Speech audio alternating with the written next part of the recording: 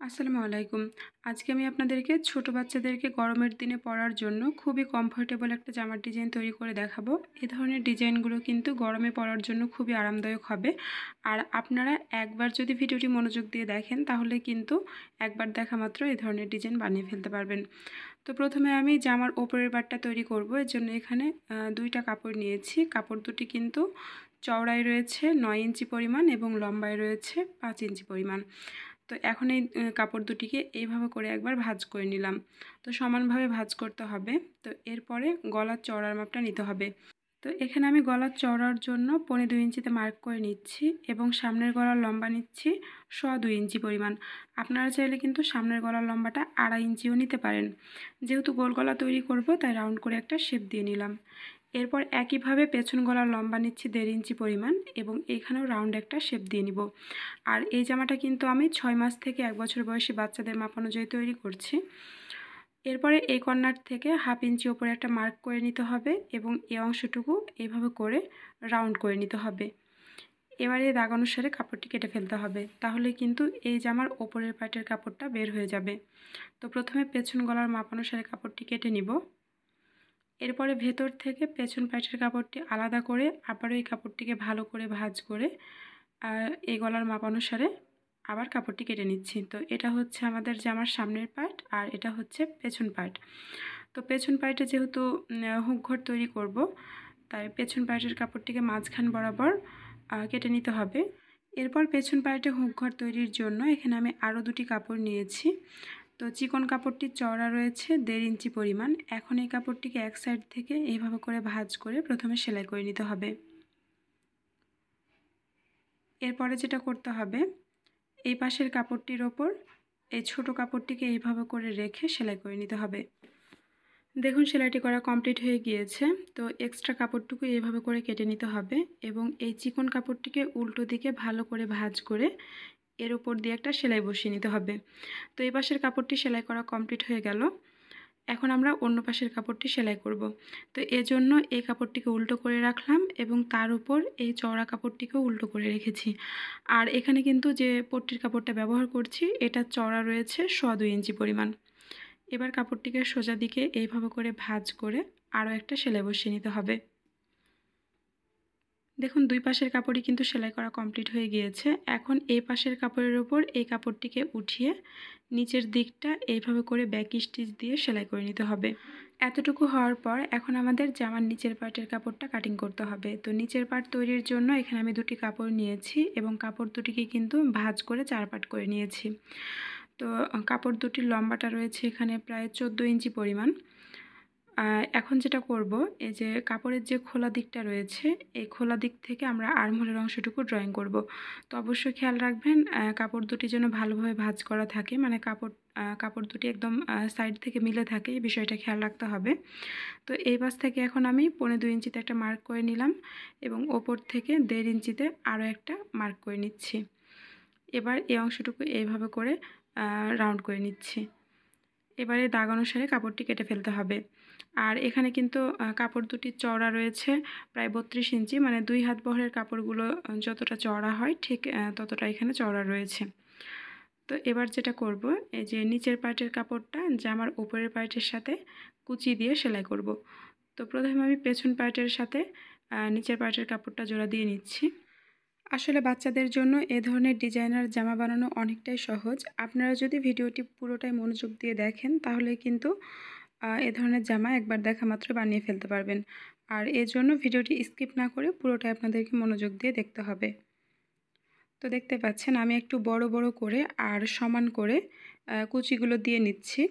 কাপড়ের পরিমাণ বুঝে কুচিগুলোর ঘনত্বটা নির্ভর করবে, মানে কাপড় যদি বেশি হয় তাহলে কিন্তু আপনারা একদম ঘন করে কুচি দিতে পারবেন আর জামাটা দেখতে অনেক বেশি সুন্দর লাগবে।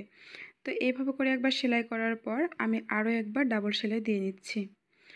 তো দেখতে পাচ্ছেন আমাদের কিন্তু জামার পেছন পার্টের কাপড়টা সেলাই করা কমপ্লিট হয়ে গিয়েছে। এখন আমাদের একইভাবে জামার সামনের পার্টের কাপড় দুটিতে সেলাই দিয়ে নিতে হবে, মানে সামনের পার্টের ওপরের পার্টের কাপড়ের সাথে নিচের পার্টের কাপড়টা কুচি দিয়ে জোড়া দিতে হবে।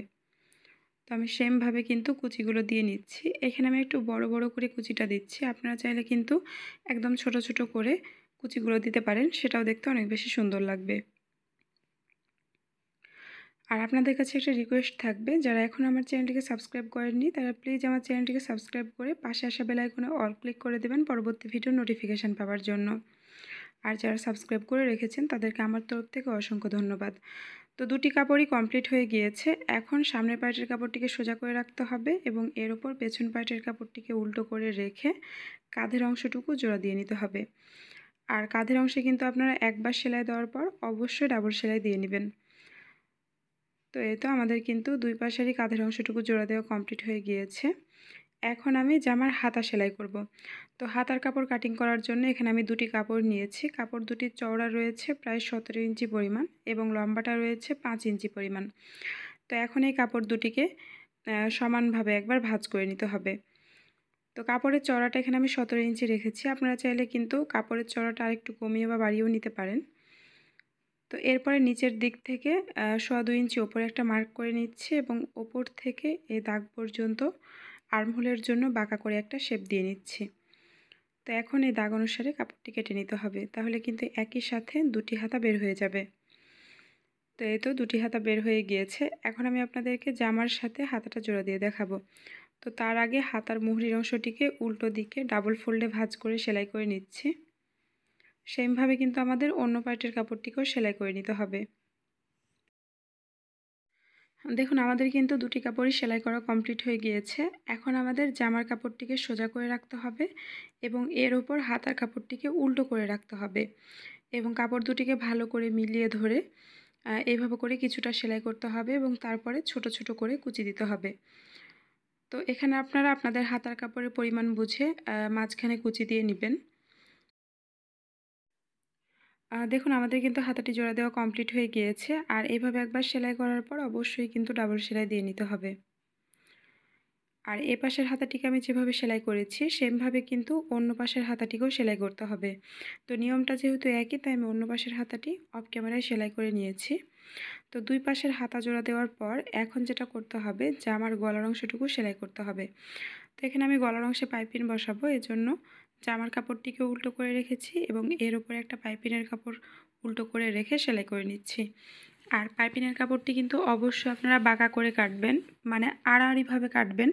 যেহেতু আমি আমার আগের অনেকগুলো ভিডিওতে আপনাদেরকে অনেকবার পাইপিনের কাপড়টা কেটে দেখিয়েছি, তাই আজকের ভিডিওতে আর পাইপিনের কাপড়টা কেটে দেখালাম না, সরাসরি পাইপিনের কাপড়টা সেলাই করে দেখাচ্ছি। এবার কাপড়টিকে এইভাবে করে সোজা পাশে উল্টিয়ে নিতে হবে এবং পাইপিনের কাপড়টিকে সোজা দিকে ডাবল ফোল্ডে ভাঁজ করে সেলাই করে নিতে হবে। তো এইভাবে করে আপনারা খুব সহজেই কিন্তু জামার গলাতে পাইপিনটা বসিয়ে নিতে পারবেন। এ ধরনের জামাগুলো গরমে বাচ্চাদেরকে পরানোর জন্য অনেক বেশি হেল্পফুল হবে, কারণ এই জামাগুলো গরমের জন্য খুবই আরামদায়ক হয়। আর যেহেতু এটা এক কালারের জামা তাই পরবর্তীতে আমি এই জামাতে একটু হাতের কাজ করে নিব, তাহলে জামাটা দেখতে আরও বেশি গর্জিয়াস লাগবে। তো এই তো আমাদের কিন্তু জামার গলার অংশে পাইপিন বসানো কমপ্লিট হয়ে গেল। এবার যেটা করতে হবে জামার কাপড়টিকে এইভাবে করে ভাঁজ করে জামার দুই পাশটা সেলাই করতে হবে। তো হাতা থেকে একদম নিচ পর্যন্ত এইভাবে করে আমি সেলাই করে নিব। আর একবার সেলাই করার পর আপনারা কিন্তু অবশ্যই ডাবল সেলাই দিয়ে নেবেন। সেমভাবে কিন্তু অপর দিকটাও সেলাই করে নিচ্ছি। তো দেখুন দুই দিকে সেলাই করা কমপ্লিট হয়ে গিয়েছে। এখন জামার নিচের অংশটুকু সেলাই করতে হবে। তো এজন্য নিচের অংশের কাপড়টিকে উল্টো দিকে এইভাবে ডাবল ফোল্ডে ভাঁজ করে সেলাই করে নিতে হবে। তো এইভাবে করে পুরো কাপড়টিকে সেলাই করে নিলেই কিন্তু পুরো জামাটি তৈরি করা কমপ্লিট হয়ে যাবে। ভিডিওটি কেমন লেগেছে অবশ্যই কমেন্ট করে জানাবেন। সবাই ভালো থাকবেন। আল্লাহ হাফেজ।